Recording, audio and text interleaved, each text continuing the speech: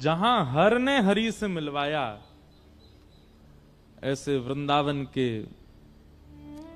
रस उपासक और जिन्होंने वृंदावन रस को सबसे ज्यादा अपनी वाणी में गाया, वैसे तो सबने गाया, पर विख्यात भाव से सबसे ज्यादा जिनका रस पूरा विश्व ने आस्वादन किया है, ऐसे हुए श्री हरिराम व्यास।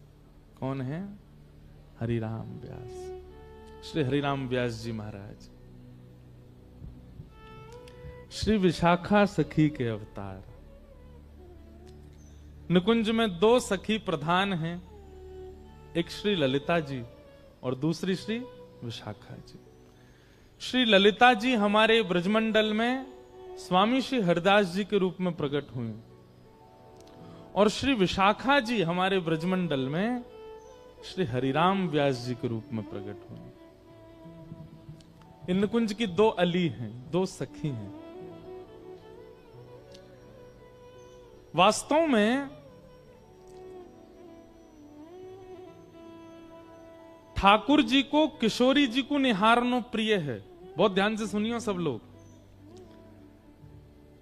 ठाकुर जी की नित्य उपासना क्या है? किशोरी जी को निहारना, बस। पर किशोरी जी की नित्य उपासना ठाकुर जी को निहारना नहीं। चाहती तो हैं, चाहती तो नित्य ठाकुर जी को निहारना है, पर ठाकुर जी इतने व्यस्त हैं कि किशोरी जी भी थोड़ा संकोच करती हैं। और दूसरी बात, दूसरा कारण हमारे ब्रज का आ जाता है कि किशोरी जी चाहती तो ठाकुर जी को निहारना है, लेकिन कहीं ठाकुर जी ज्यादा फूल नहीं जाएं, ज्यादा कहीं इतरान नहीं लग जाएं, इसलिए जानबूझ के निहारती नहीं है। ठाकुर जी हमारे कैसे हैं? नेक अगर किशोरी जी बड़ाई कर दें तो ठाकुर जी फूले नहीं समा में। नेक अगर ज्यादा निहारन लग जाए तो ठाकुर जी स्वयं ही काजर लेके हमें अपनी बिंदी लगा ले, मुझे नजर लग जाएगी आपकी।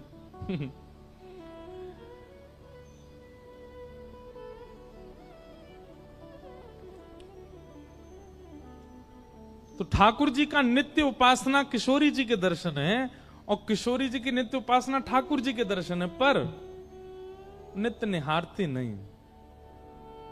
तब किशोरी जी क्या करती हैं? वो सन्मुख बैठा करके श्री ललिता जी को देखती हैं और विशाखा जी को देखती हैं। ललिता और विशाखा जो हैं, ये किशोरी और ठाकुर जी के ही रूप की परछाई से उनके सामने लीलाएं करती रहती हैं। जैसे जब जब श्याम सुंदर की याद आती है, तब तब ललिता विशाखा लीला करती हैं और लीला करके किशोरी जी को दिखाती हैं। ललिता जी श्री किशोरी जी बनती और विशाखा जी श्री श्याम सुंदर बनती हैं, और ये दोनों लीला करके दिखाती हैं। उसी से किशोरी जी का मन प्रसन्न होता है। तो ऐसा कह दें तो कोई अतिशयोक्ति नहीं कि ठाकुर जी की उपासना किशोरी जी का दर्शन और किशोरी जी की उपासना ललिता विशाखा का दर्शन। वो नित्य निहारती हैं दोनों को। कितनी बड़ी सौभाग्यवती हैं कि अपलक नेत्रों से किशोरी जी निहारती हैं उनको। ललिता जी का तो प्रादुर्भाव ही किशोरी जी के प्रतिबिंब से हुआ। ऐसी कथा आती है कि एक बार निकुंज में ठाकुर जी बोले, हे श्यामाजू चलो आपको श्रृंगार मैं करूंगा। और जब जब किशोरी जी को श्रृंगार ठाकुर जी ने किया है, तब तब किशोरी जी को अपनो ही रूप भायो है। जैसे हर किसी को अपने आप को श्रृंगार के बाद देखने की इच्छा होती है, हम कैसे लग रहे हैं। अन्य दिन तो सखियां तैयार करती हैं, कभी कीर्ति मैया श्रृंगार करती हैं, कभी श्री जी स्वयं भी श्रृंगार करती हैं, परंतु अन्य दिन तो किशोरी जी स्वयं को श्रृंगार करके प्रतिबिंब में देखती हैं, दर्पण में देखती हैं और फिर आगे लीला में चली जाती हैं। पर जिस दिन ठाकुर जी श्रृंगार करके जाते हैं किशोरी जी का, किशोरी जी प्रतिबिंब के सामने ही बैठी रहती हैं, स्वयं को ही निहारती हैं। आज ठाकुर जी ने किशोरी जी का श्रृंगार किया, पत्रावली पधराई, आंखन में काजर लगायो, सुंदर निज कर गूथ सुमन के गजरा, ये अपने ही हाथ पहरावत है।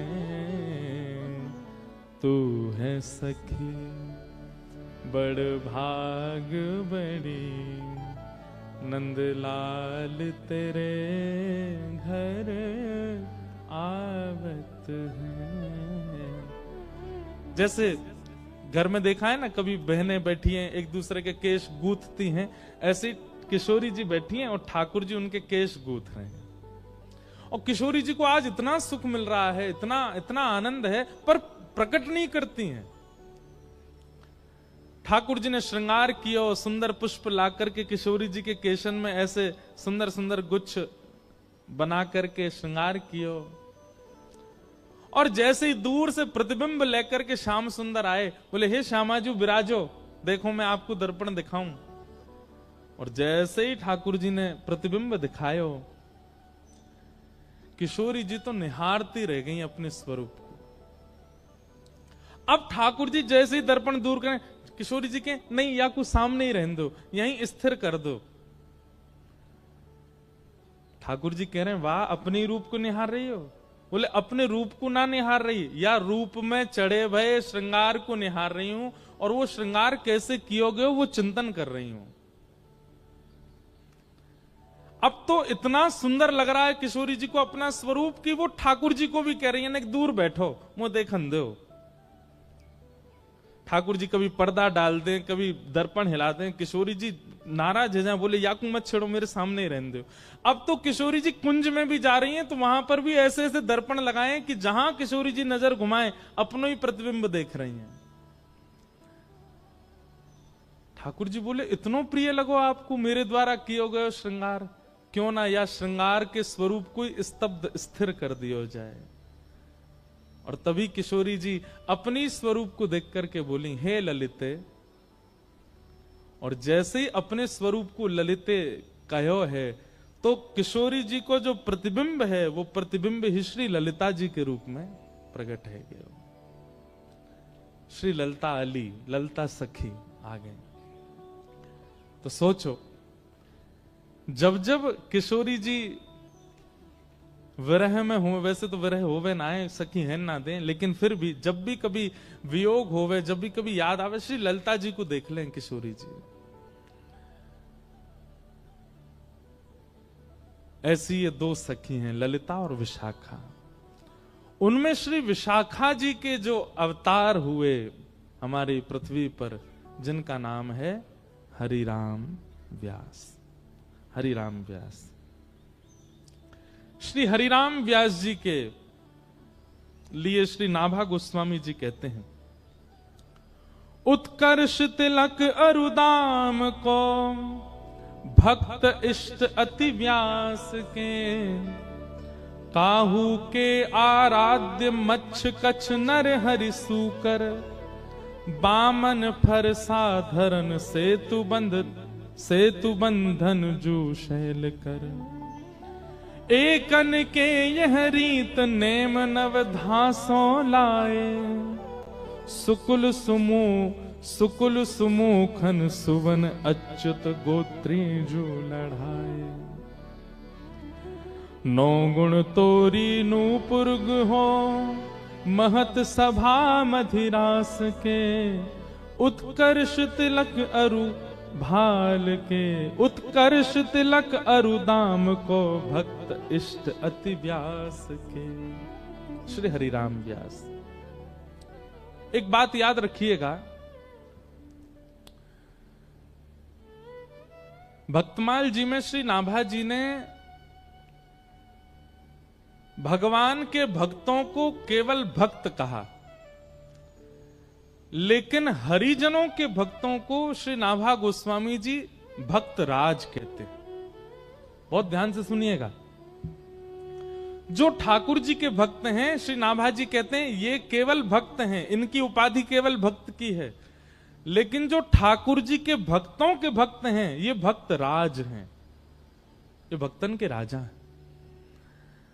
आप लोग अपने घर में प्रिया प्रियतम की सेवा करते हैं, लड्डू गोपाल की सेवा करते हैं, किशोरी जी की सेवा करते हैं, आप केवल भक्त हो, और उनकी सेवा से ऊपर आपके लिए कुछ भी नहीं है तो आप भक्त हो। लेकिन अमृतसर में कोई ब्रजवासी आ जाए और आप मचल जाओ, आपके नेत्र तड़पने लग जाएं, आपको हृदय व्याकुल हो जाए, आपके मन में इच्छा हो कि बस कैसे हम जामे, जाके उनके दर्शन कर आए, नए कुंते मिले आए, उनको अपने हाथ की कछु बनी सामग्री पवाए, उनके बैठ के दो वचन सुनियाए। ठाकुर जी से भी अति प्रेम यदि हरिजनों से है तो श्री नाभा जी आपको भक्त राज कहेंगे। ये भक्तन के राजा। और एक बात हम आपसे स्पष्ट कह दें, ठाकुर जी से प्रेम करना सहज है, पर हरिजनों के प्रति प्रेम होना ये सबसे कठिन है। हरिजनों से प्रीति नहीं हो पाती। हरिजनों के प्रति वैसा प्रेम नहीं हो सकता। और वाकई लैया भी अगर आपको प्रयास करना हो, देखो एक बात हमारी बात बहुत ध्यान से सुनिएगा। एक तो सामने कैमरा वाले भैया ने बैठ जाओ, अगर तुम्हारो कैमरा स्थिर रहेगो तो हमें देखे ही ना रहे बेचारे। जय हो। तो ठाकुर जी की सेवा बहुत सरल है। सवेरे 7 बजे मंगला करते हो, किसी दिन 8 बजे कर दोगे तो ठाकुर जी नाराज नहीं होंगे, और काऊ दिना 5 बजे ही कर दोगे तो भी ठाकुर जी नाराज नहीं होंगे। ठाकुर जी को राजभोग में कढ़ी चावल खवा दो तो भी ठाकुर जी राजी हैं। ठाकुर जी को केवल दही भात खवा दो तो भी राजी हैं। कुछ नहीं तो दूध को भोग लगा दो तो राजी हैं। रात में शयन के समय ठाकुर जी को भोग लगाओ तो राजी, नहीं भोग लगाओ दूध धरा के, नहीं तो चना चनोरी मिश्री लगा दो तो भी राजी। सुबह दो सेज पे तो राजी, नहीं सुबह भूल गए, ठाकुर जी बैठे खुद सो गए तो भी बेचारे राजी, कुछ नहीं कहेंगे। ठाकुर जी की सेवा तो बहुत सरल है, बहुत सहज है, उसमें तो आपको परिश्रम करना ही नहीं पड़ता है। पर हरिजनों की सेवा, हरिजनों की सेवा तो कठिन है। अगर किसी भक्त को आपने प्रसाद के नाम पर केवल दूध भोग दे दिया, चना चनौरी धर दिए सामने, तो महाराज भ्रगुटी टेढ़ी करके देखोगे जी का पवार हो भैया, या के काजे लेके आया तू हमें अपने घर। वो तो टोक भी देगा, वो तो रोक भी देगा, वो तो नाराज भी हो जाएगा। सीधी बात, ठाकुर जी के सेवा में चीटिंग चल जाएगी, पर भक्त की सेवा में नहीं चलेगी। वो तो तुरंत आपको डांट देगा। ऐसा समझ लीजिए कि भगवत सेवा बिना सीसीटीवी कैमरा के की गई चोरी है, लेकिन भक्त सेवा वो तो चारों तरफ कैमरा लग रहे हैं, फिर आप क्या कर रहे हो, एक एक गतिविधि, ए भाई प्रणाम ऐसे नहीं करते हैं, चलते ऐसे नहीं है, एक हाथ से नहीं करते हैं, ऐसे बैठते नहीं है, ऐसे खड़े रहो, ऐसे बोलो, ये शब्द नहीं बोलना चाहिए, ऐसे नहीं घूमना चाहिए। भक्त तो आपको टोकेगा, ठाकुर जी टोकते थोड़े हैं। ठाकुर जी ने तो मुंह बंद कर रखो कलयुग में कि मैं टोकूंगा ही नहीं। तो भगवत सेवा बड़ी बात नहीं है, भक्त सेवा। और श्री हरिराम व्यास जी के लिए क्या कहा गया, उत्कर्ष तिलक अरुदाम को भक्त इष्ट अति व्यास के। व्यास जी के इष्ट कौन है, भक्त। इसलिए हमारी प्रार्थना भैया, जैसे मंदिर में आप अपराध ना बन जाए इसका ध्यान रखते हो, मंदिर में आपसे कोई दोष ना हो जाए इसका ध्यान रखते हो, ऐसे ही कभी किसी भक्त का आपके चित्त में दुर्भाव ना आ जाए ये भी ध्यान रखो। कोई तिलकधारी हैं, कोई कंठी पहने हैं, कोई ब्रज से प्रेम करने वाले हैं, और उनकी किसी भावना पर आपके चित्त में प्रश्न चिन्ह आता है कि ये कैसे कर रहे हैं, ये अपराध है। हरि से भी ज्यादा कठिन हरिजनों का भक्त होना।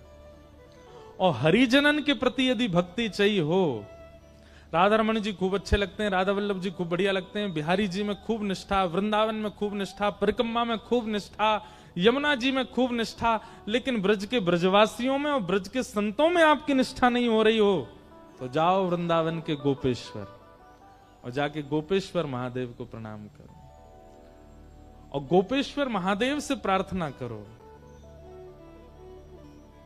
गोपी प्रेम की भिक्षा दीजिए, कैसे हूँ मोहे अपनों कर लीजिए। गोपी प्रेम की भिक्षा दीजिए, कैसे हो मोए अपनों कर लीजिए। हमारे वृंदावन के पंचायतन मैंने कितनी बार कहा है, वृक्षों को प्रणाम, रज को प्रणाम, यमुना जी को प्रणाम, ब्रजवासियों को प्रणाम और गोपेश्वर महादेव को प्रणाम। इन पंच प्रणामों के बाद किसी देवालय में जाइए। यदि गोपेश्वर महादेव को प्रणाम नहीं किया गया होगा तो बिहारी जी के बगल में, आपके बगल में स्वामी श्री हरदास जी भी खड़े हो जाएंगे तो उनको पहचान नहीं पाओगे। ये गोपेश्वर महादेव ही करवाएंगे। कल हमने सुना रास में प्रवेश महादेव की कृपा, और आज हम सुनेंगे भक्त इष्टों के प्रति स्नेह महादेव की कृपा से। ठाकुर जी से प्रेम करना हम सिखाएंगे ही नहीं इन 7 दिनों में, वो तो आप सब करते हो, वो तो आप सब जानते हो। पर जिनसे हमारे हरि रीझ हैं, ऐसे हरिजनों से प्रेम ये महादेव सिखाएंगे, ये महादेव बताएंगे। हरिराम व्यास जी कैसे हैं? बोले भक्त इष्ट अति व्यास के। आप देखेंगे बिल्कुल सूर्य और चंद्रमा की तरह परिवर्तन हुआ हरिराम व्यास जी के जीवन में महादेव की कृपा से। पहले के हरिराम व्यास कैसे हैं वो तो हम बाद में कहेंगे, पर बाद के हरिराम व्यास, शंकर जी से मिलने के बाद हरिराम व्यास जी कैसे हैं?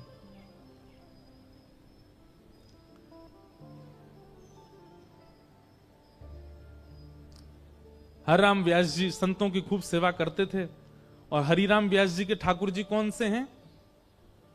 जुगल किशोर को लाड़ लड़ायो, नवल कुंज ही माहे, कुंज निकुंजन की रज धारे, व्यास युगल यश गाए, वृंदावन प्यारो वृंदावन, श्री वृंदावन।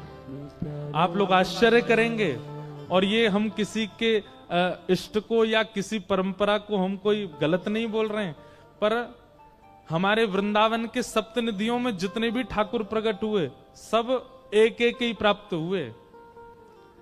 रूप गोस्वामी को गोविंद देव मिले, सनातन गोस्वामी को मदन मोहन मिले, गोपाल भट्ट गोस्वामी जी को राधा रमण मिले, और कौन से रह गए बीच में हैं? हितरवंश महाप्रभु जी को राधा वल्लभ जी मिले, मधु पंडित जी को गोपीनाथ जी मिले। सबको ठाकुर अकेले अकेले ही मिले। किशोरी जी तो गादी जी के रूप में मिली, चूड़ामणि के रूप में मिली, लेकिन एकमात्र ऐसे श्री हरिराम व्यास हैं जिनको जुगल प्राप्त हुए, जुगल किशोर पिले, जिनके लिए किशोरी जी भी प्रकट हो गई। इसीलिए श्री हरिराम व्यास जी गाते हैं, किशोरी तेरे चरणन की रज पाऊं, किशोरी तेरे चरणन। मैं कान पकड़ के क्षमा मांगते हुए कह रहा हूं, हमारे वृंदावन की आचार्य परंपरा में अगर किशोरी जी सहित ठाकुर जी मिले तो केवल हरिराम व्यास को, क्योंकि महादेव की कृपा से। जारज को ब्रह्मादिक तरसत, जारज को ब्रह्मादिक तरसत, सूरज शीश चढ़ाऊं किशोरी तोरे, सूरज शीश चढ़ाऊं किशोरी तेरे, चरणन की रज पाऊं, किशोरी तेरे चरणन की रज पाऊं। बैठी रहूं कुंजन के कोने, बैठी रहूं कुंजन के कोने, श्याम राधिका गाऊं किशोरी तो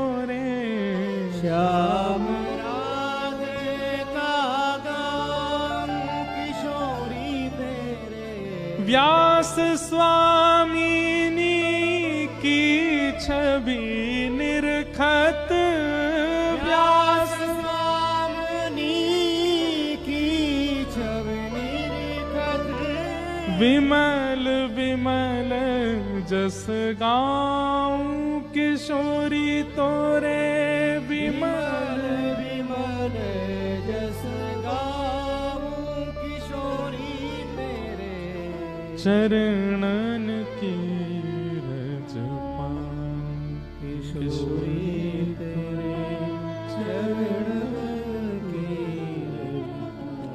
इसलिए हरिराम व्यास विशेष हैं, क्योंकि उनको जुगल मिले।